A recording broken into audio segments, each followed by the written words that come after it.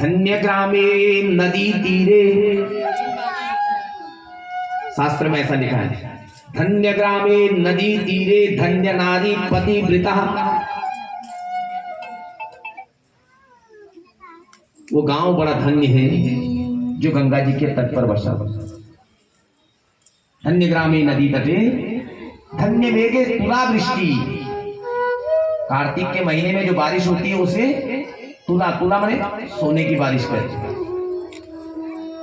बड़ा सुंदर होता है। कई सालों के बाद देख रहे हम कार्तिक के महीने बारिश,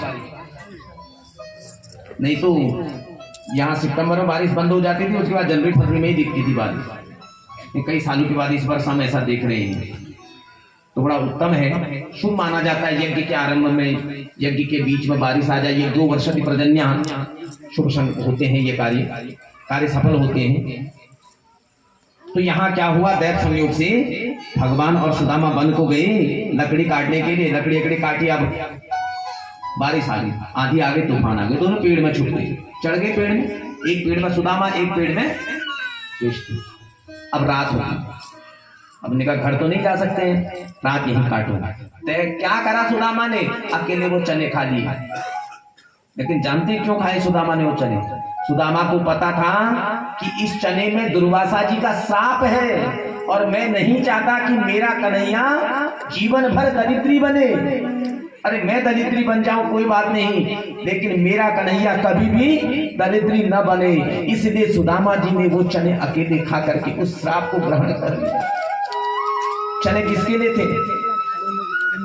भगवान के लिए थे। माता ने किसके लिए छुपा रखे थे?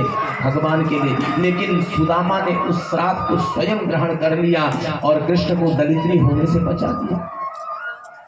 और भगवान इस बात को जानते हैं। आज जो भगवान सुदामा के ऊपर उपकार कर रहे हैं ना,